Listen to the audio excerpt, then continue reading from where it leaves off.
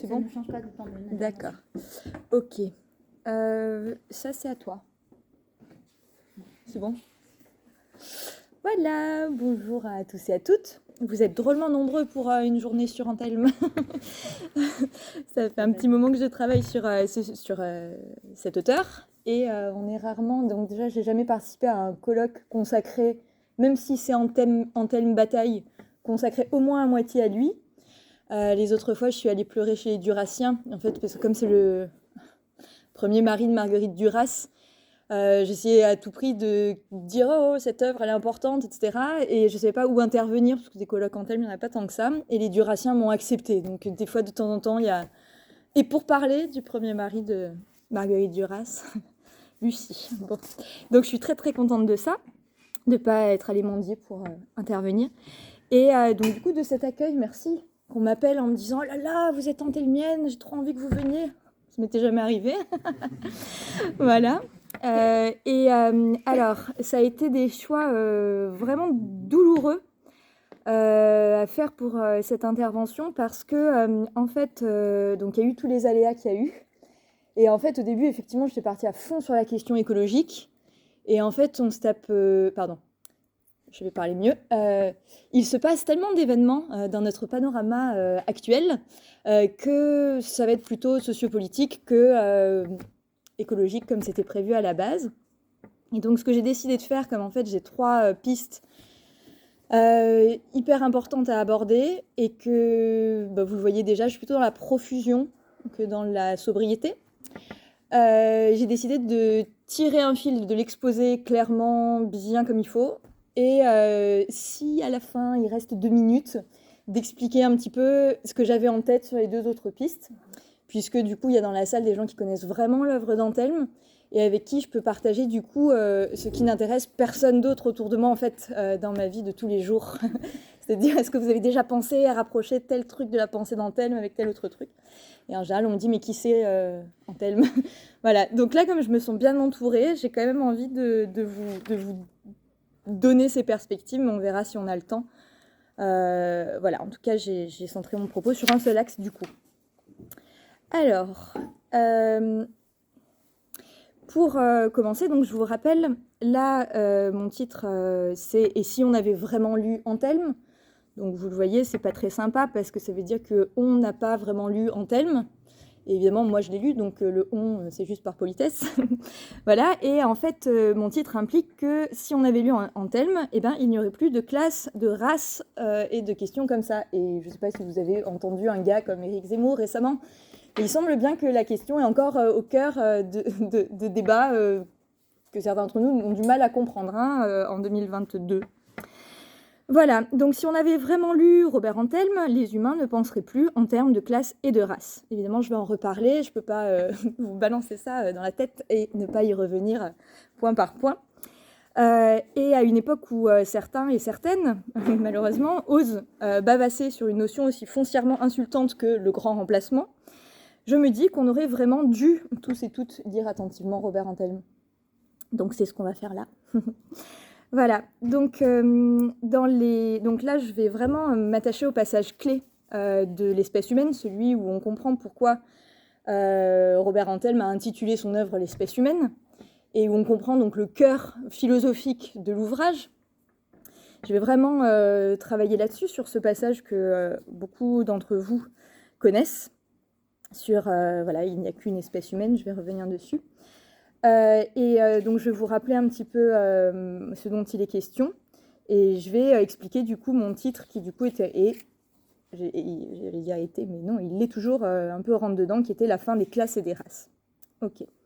Donc en fait, le passage auquel je vais m'attacher, qui est le passage vraiment clé de l'œuvre, il se situe au début de la dernière partie de l'œuvre. Donc pour rappel, vous savez que l'espèce humaine, c'est le récit des tensions de Robert Antelme. Donc pour rappel, il l'a écrit en 1946, ça a été publié en 1947, donc c'est vraiment à chaud, immédiatement après que le camp ait été ouvert. Il a été récupéré à Dachau, il était condamné. Je ne sais pas si vous connaissez l'histoire qui fait qu'en fait, c'est le réseau de François Mitterrand qui allait à Dachau, et donc François Mitterrand l'a sauvé d'entre les mourants, en fait. Hein, donc, c'est vraiment un sauvetage in extremis. Ses amis qui sont venus le sauver ont cru qu'il allait mourir dans le trajet entre Dachau et Paris, et il a été sauvé parce que son médecin était spécialiste des pays où sévissaient les famines, et donc il savait qu'il fallait surtout pas alimenter brutalement les anciens détenus. Et donc il a eu un régime alimentaire hyper progressif, etc. Et il est arrivé à se maintenir en vie, mais sa vie ne tenait vraiment qu'à un fil. Donc c'est vraiment dans ces conditions-là qu'a été écrite l'œuvre L'espèce humaine. Hein. C'est pas une œuvre rétrospective.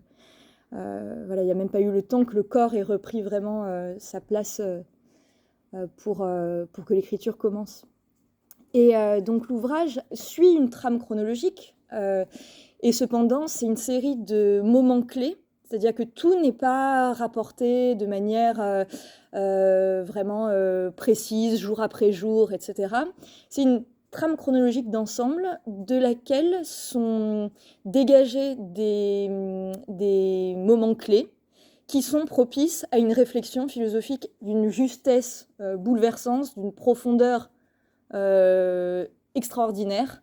Et en fait, c'est pour ça que c'est pas un ouvrage qui s'appelle Mon récit de déportation à Gandersheim, enfin Buchenwald, Gandersheim, puis Dachau, mais l'espèce humaine. Donc c'est vraiment un ouvrage qui raconte cette période de déportation de Buchenwald. Donc on est l'été 44 à Dachau en avril 45. Sur cette trame chronologique, mais avec vraiment que des passages saillants, que des moments saillants au sein du camp de concentration, avec ce qu'en pense le détenu et ce qu'en pense le narrateur ancien détenu qui prend la plume pour lui. On y reviendra. Il y a cette superposition des points de vue. Je vous rappelle que dans tout l'ouvrage, L'espèce humaine, quand le mot « ici » est employé, c'est pour renvoyer au camp de concentration. Et quand là-bas est employé, c'est pour renvoyer à ce qu'Antelme appelle le monde libre, alors qu'il est rentré à Paris. C'est-à-dire que quand il écrit, le ici, c'est encore le camp de concentration, alors qu'il n'y est plus. Et le là-bas, c'est encore celui du déporté. Donc il y a vraiment cette position de narrateur qui est postérieure à la déportation, mais qui se superpose au vécu et, à mon avis, aux bribes de pensée en train de se construire, qui était celle du détenu au moment du vécu des événements. Donc je ne sais plus comment j'ai fabriqué ma phrase, mais en tout cas, une superposition de ces deux figures, quoi. Il y a une vraie fusion, c'est assez considérable, donc on le considérera. Donc voilà, donc, sur cette trame chronologique, on arrive à un moment où les Allemands, les nazis, fuient avec les détenus de Gandersheim. Donc c'est ce qu'on a appelé, plus tard les historiens ont appelé ça les marches de la mort. Et en fait, donc les détenus sont dans un état d'épuisement extrême. Ils ont été détenus plusieurs mois, plusieurs années pour certains d'entre eux, donc presque 9 mois pour Robert Antelme. Je vous rappelle que Robert Antelme, c'était quelqu'un d'assez imposant qui faisait, je ne sais pas exactement, mais entre 1m80 et 1m90, et qu'à son retour, je crois qu'il faisait 47 kilos. Enfin, donc c'est vraiment un état de délabrement consternant. Et du coup, donc c'est à ce moment-là, donc qui s'appelle La Route dans le récit, donc qui commence par voilà, Gandersheim, La Route, la fin. Donc on est dans La Route, mais les passages sont dégressifs, de plus en plus courts. Et donc, on est donc à ce moment-là, et donc ce qu'il appelle la colonne, c'est-à-dire l'ensemble des détenus qui sont dans l'état que je viens de décrire, et dans ces marches qu'on a appelées des marches de la mort, où les nazis se débarrassent d'eux en leur tirant dessus. Enfin, c'est vraiment... vous connaissez l'atrocité de ces réalités historiques. Et en fait, on a un passage où la nuit tombe, et les détenus sont parqués pour la nuit dans un gymnase. Et ce gymnase se trouve au fond d'une vallée.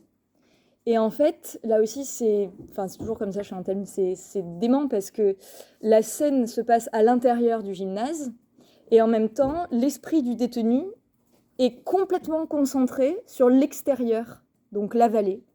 Et donc, on est à l'intérieur du gymnase où il dit, si on allumait la lumière maintenant, on verrait un enchevêtrement de pieds, de coudes aigus qui se rentrent dedans, enfin quelque chose comme ça.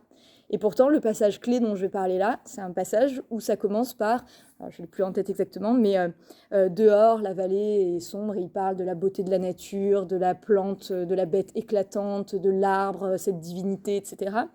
Donc il est enfermé dans un gymnase, donc le détenu est enfermé dans un gymnase, mais il se projette à l'extérieur et se connecte à cette espèce de beauté infinie et grandiose qui lui éclate au visage, mais à l'intérieur de lui, puisqu'il n'est pas face à elle, et qui lui revient en tête parce qu'il a été en contact direct avec elle, et à laquelle il va comparer le sort du détenu, en fait. Voilà, et donc si je m'attache à ce passage, c'est que c'est le passage clé où il explique justement qu'il n'y a qu'une seule espèce humaine.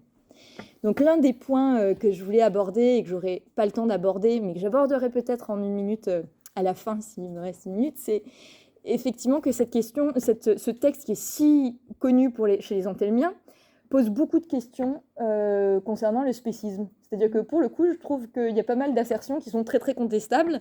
Alors évidemment que c'est un texte somptueux, mais voilà, bon, je l'ai lu une bonne centaine de fois. Donc du coup, maintenant que je suis vraiment beaucoup dans les questions liées à cette actualité climatique, à la question du spécisme, du traitement, de la souffrance animale, etc., etc., la relecture de ce texte à cette lumière-là m'a paru interpellante, quoi. Et notamment cette étanchéité de l'espèce humaine m'interroge. Et cette étanchéité qu'il confère aux états animaux m'interroge aussi, puisqu'on sait que l'élevage transforme, que ce soit les végétaux ou les animaux. Je veux dire, la question des OGM est au cœur quand même de la réflexion. Aujourd'hui, il y a toute la question aussi de la distinction complètement dysfonctionnelle que nous, consommateurs, faisons encore entre les animaux domestiques et les animaux de consommation. Que Vincent Message, je ne sais pas si vous connaissez l'ouvrage de cet auteur, Défaite des maîtres et possesseurs, qui est un ouvrage très récent, qui a quelques années, qui est le premier, selon moi, un vrai roman antispéciste français, où il met en scène en fait une espèce qui arrive sur Terre, donc il ne dit pas que c'est des extraterrestres, hein, mais c'est une nouvelle espèce, qui voit les humains, qui se dit « mais qu'est-ce qu'ils ont fait sur Terre ? On va rationaliser tout ça, mais pour leur bien, parce qu'ils courent à leur perte, ils sont en train de surconsommer, etc. » Bon. Donc on va en mettre certains, on va se les garder pour nous parce qu'ils sont sympas et amusants, comme on fait avec les animaux de compagnie. Donc on va faire des humains de compagnie, et les autres on va les manger parce que leur chair est tendre, et puis comme ça, hop. Et du coup, si on pose, donc il y a ce roman de Vincent Message, et effectivement, on sait bien, quand on s'intéresse à ces questions-là, même rapidement, évidemment que tout n'est pas aussi étanche que le présente Robert Antelme dans ce passage-là. C'est aussi une revalorisation rétrospective de l'écrit d'Antelme, parce que ça montre bien aussi l'abolition de toutes ces nuances qu'on fait aujourd'hui, à travers les yeux et le prisme de quelqu'un qui est dans les conditions où Robert Antelme était à l'époque de sa détention. Et donc, d'où toutes les questions. Peut-on lire les questions spécistes de la même manière selon nos états d'esprit, selon les moments de notre vie, selon les conditions sociétales, etc. Donc c'est un pan énorme de réflexion. C'est bien pour ça que vraiment, je vous plante la graine, mais je ne vais pas déployer ces questions-là. En tout cas, il y aurait tout ça à réfléchir sur la première partie de ce passage-là, qui est sur la distance entre les espèces qui est intacte, et quand il dit « les bêtes ne peuvent pas devenir plus bêtes », eh ben, quand on met un animal dans une ferme industrielle, ne considère-t-on pas qu'il est plus bête qu'une autre bête qui, elle, a le droit d'être à nos côtés et de rattraper la baballe ? C'est une vraie question. Voilà. Donc, je reviens à mon passage clé. Donc, du coup, il dit que vraiment, ce qui est éclatant à ce moment-là, c'est qu'il y a une unité de l'espèce. Et il va parler de l'espèce humaine. Et là, donc, évidemment, je vais vraiment abonder dans son sens complètement. En fait, qui est sur la révélation du fait que toute hiérarchie entre les hommes est forcément fausse, viciée et destructrice. C'est ça le message d'Antelme. Et donc quand on entend le débat politique actuel, mon Dieu, on est dans la préparation des élections de 2022. quand on est un petit peu anthelmien et qu'on connaît ce passage-là, qui est quand même le passage clé pratiquement par cœur, on se dit qu'on aurait pu mieux lire Robert Antelme, mais un petit peu plus le mettre au programme, en tout cas dans des recueils de textes. Donc je vais expliquer un petit peu ça.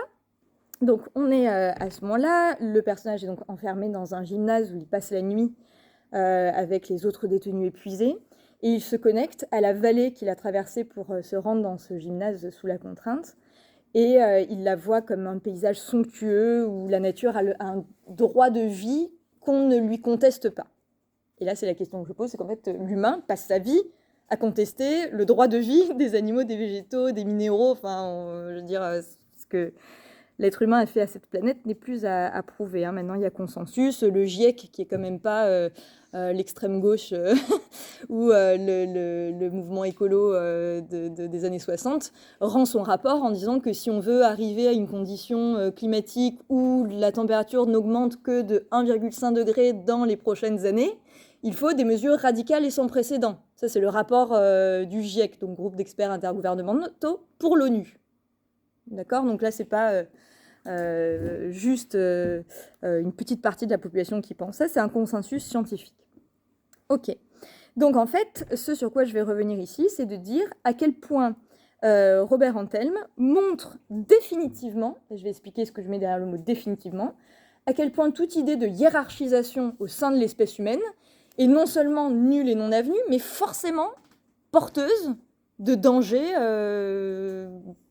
considérables. Alors, le passage donc, commence par cette méditation sur la vallée, à travers le prisme de la souffrance famélique et humiliée du détenu. La logique du texte, c'est que cette beauté animale et végétale, à travers ce regard, crée chez le détenu le désir d'être comme ces animaux et ces végétaux, du coup, comme je l'ai dit, fantasmés, puisqu'ils ne subissent aucune contrainte, alors on sait tous que l'homme a fait subir aux animaux et aux végétaux plus qu'une légère contrainte. En tout cas, lui se reconnecte à cette liberté animale et végétale, et en découle une réflexion sur le fait que les nazis ont essayé de sortir certains hommes et certaines femmes de l'espèce humaine.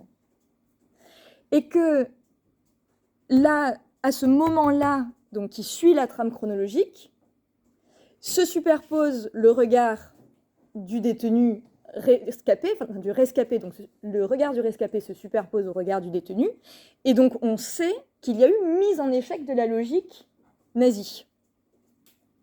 Donc, ce que dit Robert Antelme en reprenant le cœur du ressenti du détenu et en y superposant la preuve historique que connaît le rescapé, c'est de dire on ne pourra plus jamais dire que qui que ce soit dans l'humanité peut être considéré comme moins humain qu'un autre.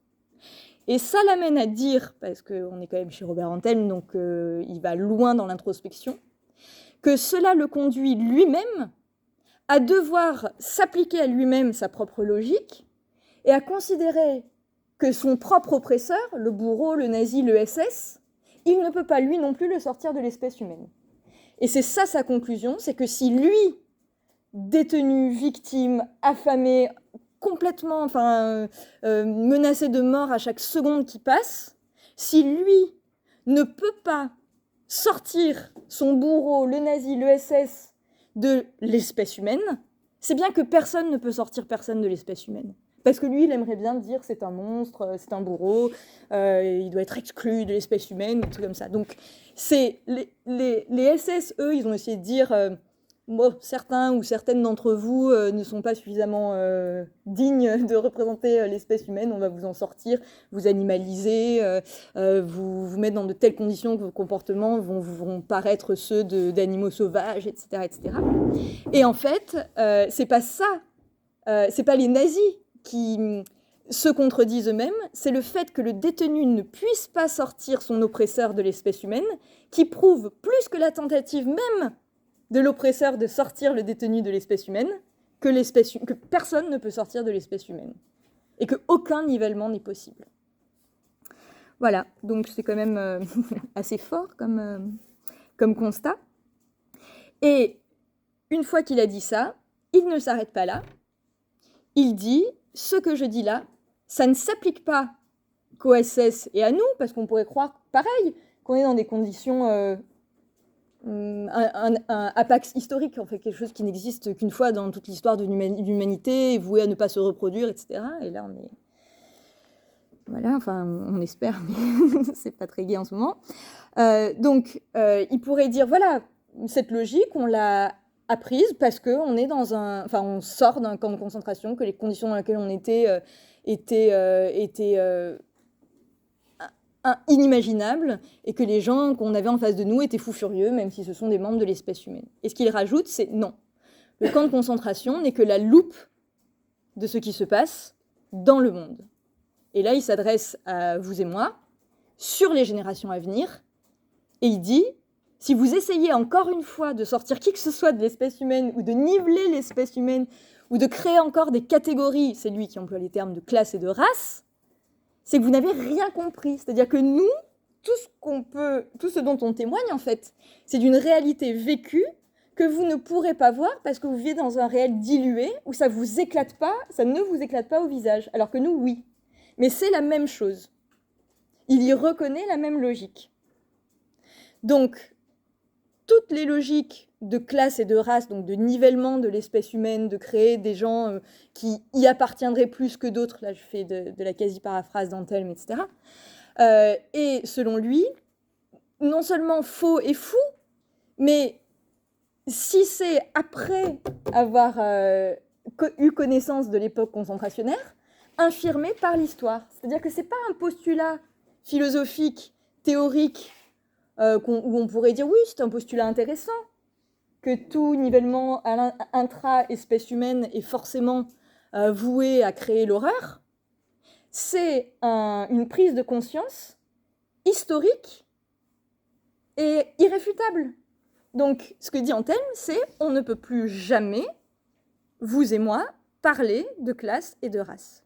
Alors, maintenant que je vous ai bien expliqué tout ça, je vous le dis dans des mots un petit peu plus jolis, qui sont ceux de Robert Antelme, et vous allez reconnaître, point par point, tout ce que je vous ai raconté.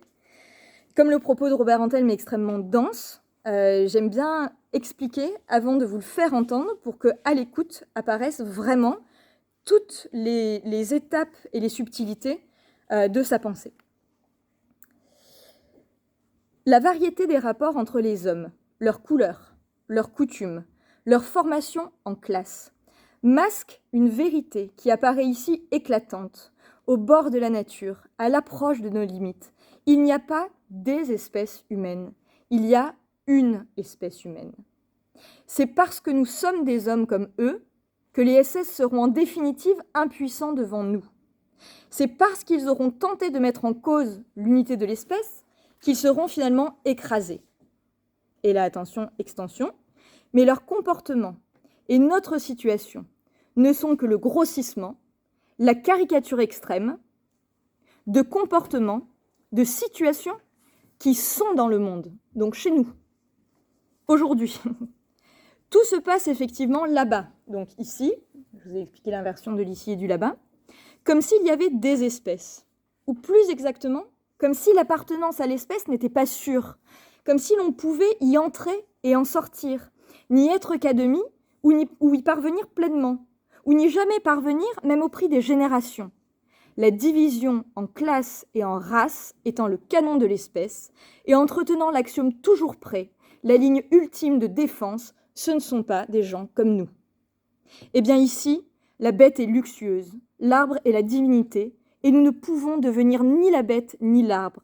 Nous ne pouvons pas, et les SS ne peuvent pas nous y faire aboutir. Et si nous pensons alors cette chose, qui, d'ici, est certainement la chose la plus considérable que l'on puisse penser, les SS ne sont que des hommes comme nous sommes obligés de dire qu'il n'y a qu'une espèce humaine. Abolition du discours de classe et de race. Je veux dire, il n'y a pas de démonstration plus limpide, plus claire et plus définitive. Alors on peut penser que Antelme n'a pas raison, mais c'est quand même affirmer le ressenti et la pensée philosophique de quelqu'un qui a vécu de l'intérieur l'histoire et qui en est rescapé. Donc j'ai plus envie de donner du crédit à ce qui est écrit là qu'à des spéculations philosophiques qui viennent d'auteurs qui n'ont pas connu des conditions extrêmes. Okay. Ce propos nous intéresse aussi d'autant plus que, je vous l'ai dit, le texte à son début, comme on est dans une focale d'admiration de la nature, pose cette espèce de cloisonnement, en fait, d'étanchéité entre les espèces, l'espèce humaine, l'espèce animale et l'espèce végétale. Mais il n'en demeure pas moins qu'il nous permet, en dépassant ça, de nous reconnecter à l'idée que, en fait, Robert Antelme parle ici de l'impossible nivellement à l'échelle intra-espèce, donc au cœur de l'espèce humaine, mais que c'est totalement compréhensible au-delà de l'espèce humaine, dans le rapport de l'homme aux autres espèces. Je reprends un petit peu ce que je disais tout à l'heure pour le reboucler. C'est parce que nous créons des hiérarchies entre l'homme et les autres espèces que, par retournement de situation complètement, d'une ironie tragique extrêmement frappante, on arrive à reproduire à l'échelle humaine les génocides. J'explique mon propos qui est un peu cryptique. Tant que dans notre vocabulaire existeront des termes comme nuisibles pour qualifier certaines catégories d'animaux, on pourra prendre cette catégorie animale pour la niveler métaphoriquement sur l'humain et décréter qu'il y a des gens de l'espèce humaine qui, comme certains membres de l'espèce animale, sont susceptibles d'être uniquement mauvais et donc détruits. Tous les génocides ont repris les métaphores des nuisibles pour parvenir à détruire une partie de l'espèce humaine. Donc c'est parce que nous sommes spécistes, c'est parce qu'ils sont spécistes qu'ils sont génocidaires. Je vais arrêter de m'inclure dans un discours que je ne cautionne pas, ça va me faire du bien.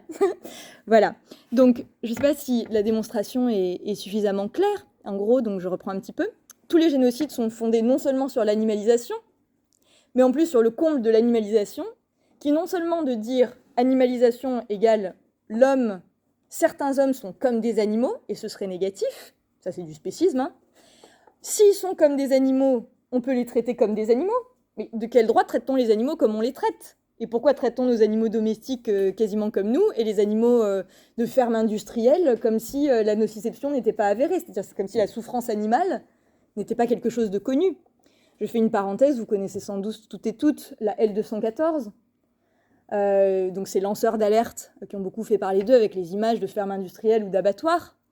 La L214 a pris ce nom en référence à l'article 214 du Code rural de 1976, dans lequel il est écrit que les animaux étant des êtres sensibles, ils devaient être traités par leurs propriétaires comme tels, c'est-à-dire dans des conditions qui ne s'opposent pas à leur ressenti de la vie qu'ils méritent, quoi. Et donc, c'est pour ça qu'il lance l'alerte, c'est qu'il filme tout ce qui contredit l'article 214. C'est-à-dire, l'article 214 induit qu'on devrait respecter, tenir compte du fait que les animaux ressentent la douleur, et que dans la réalité, dans les fermes industrielles, je ne sais pas si vous êtes allé voir le dernier Cyril Dion, Animal, le film documentaire qui est sorti le 4 décembre, on voit bien dans toute la première partie du film que dans les fermes industrielles, la souffrance animale n'est pas prise en considération. Les animaux souffrent dans les fermes industrielles, alors que la nociception est scientifiquement avérée.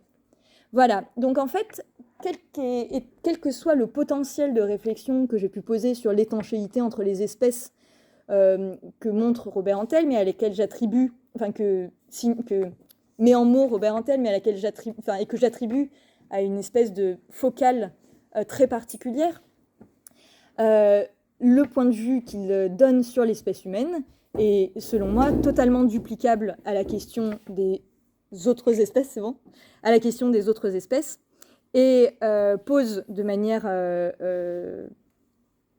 extrêmement lumineuse la question du spécisme et la contradiction du spécisme. Voilà. Donc, voilà, cette idée d'abolir les hiérarchies dans l'espèce humaine, parce que Robert Antelme, détenu philosophe, a fait éclater au grand jour le fait que ce qui s'est passé à ce moment-là n'est que le grossissement de ce qui existe dans ce que nous vivons, nous.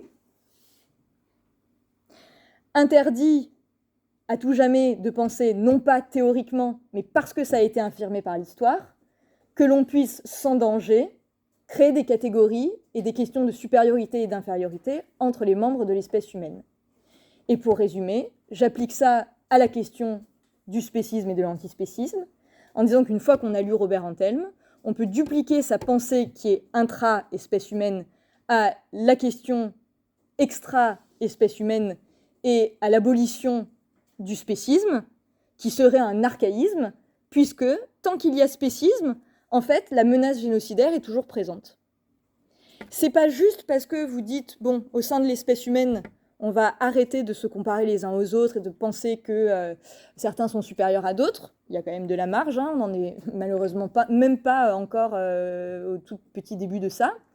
À partir du moment où vous pensez encore, ou certains et certaines pensent encore que les animaux sont inférieurs aux hommes, et que dans cette infériorité même, il y a des catégories, l'animal de compagnie, l'animal de consommation, voire le nuisible, vous vous rendez compte qu'on a créé un mot pour ça. C'est-à-dire, en fait, faites gaffe, pardon, je vais m'exprimer mieux.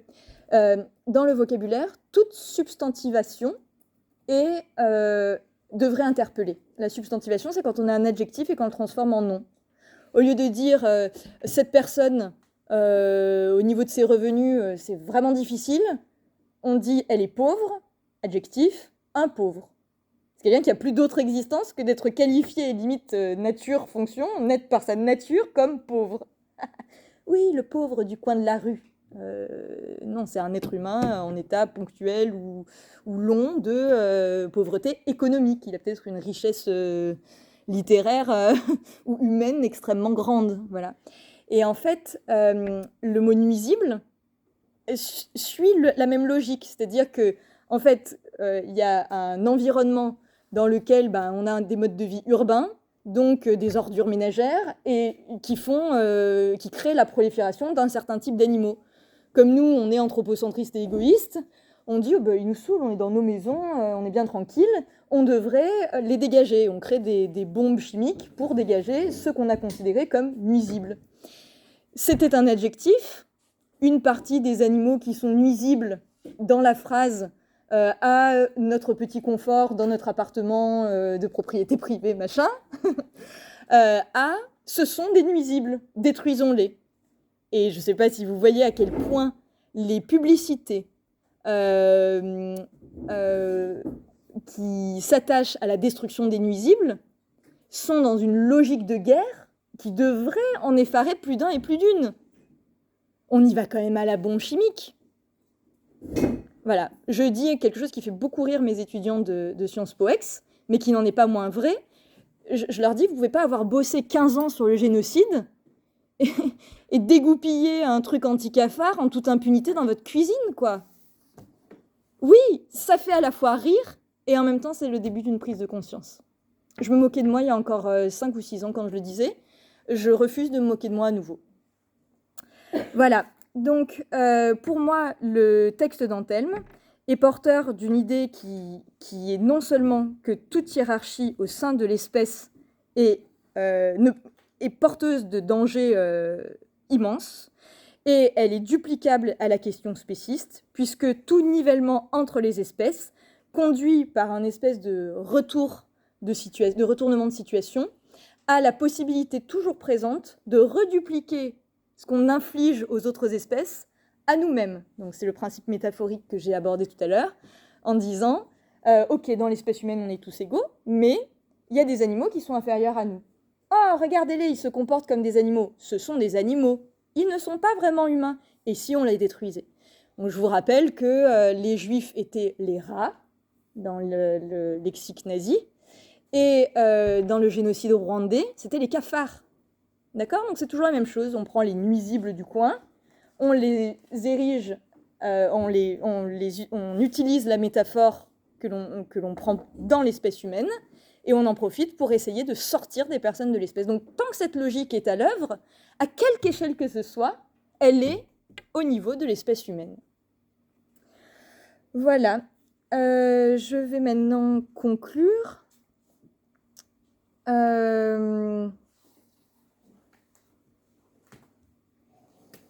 Si on avait vraiment lu Robert Antelme, donc, cette folie de la hiérarchie entre les êtres ne serait plus. Elle serait abolie définitivement, historiquement. Et quand je dis historiquement, vous l'avez compris, c'est pas juste un postulat théorique.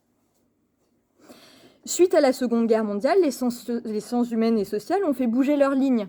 Les lignes disciplinaires, dans les années 50-60, ont bougé. Je veux dire, relisez des textes de Claude Lévi-Strauss, on voit qu'il y a toute cette pensée qui est encore connectée à ce qui vient de se passer dans l'histoire de l'humanité.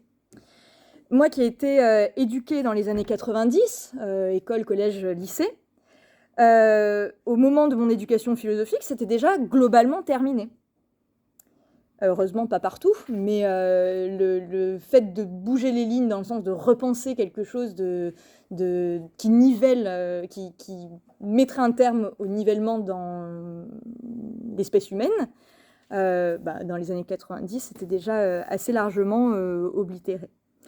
J'ai redécouvert ce mode de pensée en thèse, du coup, quand j'ai bossé sur tous ces textes-là, en me révoltant que cet auteur, Robert Antelme, et d'autres, aient pu livrer de telles révélations sur l'espèce humaine. Je veux dire, mince, le livre s'appelle L'espèce humaine, il ne s'appelle pas Récit de déportation. Il y a quand même des vérités philosophiques éclatantes qui sont dites dans ce livre.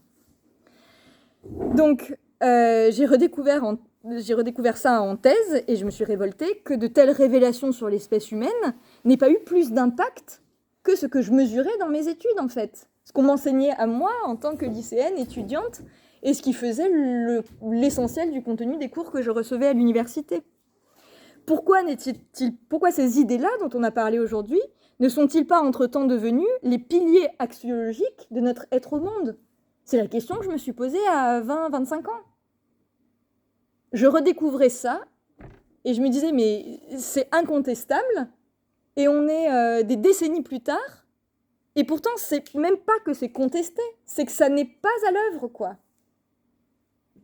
Donc vous imaginez mon engagement depuis que j'ai eu mon poste à Sciences Po Ex, et vous imaginez aussi ma révolte dans le contexte politique actuel, peuplé de candidats aussi sourds qu'oublieux. Donc là, j'étais en train de rédiger rageusement ma conclusion. Je termine dans 2 minutes, du coup. Il écrit 2 minutes sur le papier rose. Je termine en adressant un signe de reconnaissance à Edgar Morin. Alors, reconnaissance aux 2 sens du terme, au sens être reconnaissant. Donc, je suis d'une grande reconnaissance envers Edgar Morin, je vais vous expliquer pourquoi, mais je pense qu'on est nombreux et nombreuses. Et aussi, je veux donner au terme de reconnaissance vraiment cette idée d'avoir cette sensation de le connaître, parce que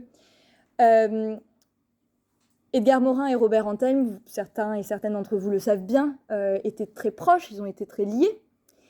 J'ai été très très émue quand j'ai lu un petit peu tardivement, c'est vrai, les écrits d'Edgar Morin, notamment les plus récents, parce que j'en ai eu les larmes aux yeux concrètement, émotion littéraire et philosophique, parce que j'avais l'impression qu'il avait, pendant toute sa vie, pris en charge philosophiquement les idées de l'espèce humaine de Robert Antelme. Moi, mon drame, c'est que Robert Antelme n'écrit qu'un bouquin, ça fait 15 ans que je suis dessus, donc il y a aussi Vengeance, je ne sais pas si vous avez vu l'article, si vous avez lu la lettre à Dionys Mascolo, qui sont publiées aussi, donc on a des bribes par-ci, par-là. Mais voilà, et donc il y a une vraie continuité entre la pensée d'Antelme et la pensée d'Edgar Morin, comme si Edgar Morin, par affinité de pensée, que ce soit plus ou moins conscient, avait vraiment déployé sur des décennies des concepts qui proviennent de cette époque-là et qui sont à l'œuvre dans l'espèce humaine. Edgar Morin est, selon moi, l'un des seuls grands humanistes de la période actuelle. Et en plus, c'est un grand humaniste qui a encore, qui a encore cette connexion que tant n'ont pas avec cette période dont il est question aujourd'hui et dont nos dirigeants sont si oublieux, et la société dans son ensemble est si oublieuse depuis plusieurs décennies. Donc voilà, je voulais terminer en faisant ce rapprochement et en disant aussi que vous devez savoir que Edgar Morin est aussi sur toutes les questions de spécisme, d'antispécisme, de climat, et il a repris cette notion qui est au centre de la pensée d'Antelme. Donc je vous renvoie à son écrit Vengeance, point d'interrogation, qui est un article de Robert Antelme pour que les Allemands ne soient pas maltraités en France, donc au lendemain de la guerre, donc quand il y avait des règlements de compte. Et le concept, enfin ce qu'il dit, est engrammé à tout jamais, c'est que ce qui est insupportable et qui ne marchera jamais, c'est l'humiliation arbitraire de l'homme. Et pour moi, cette expression que Robert Antelme emploie dans son article « Vengeance », à laquelle il répond par la non-vengeance, évidemment, est au cœur de la pensée d'Edgar Morin. Voilà, je vous laisse tranquille. Merci beaucoup pour votre attention.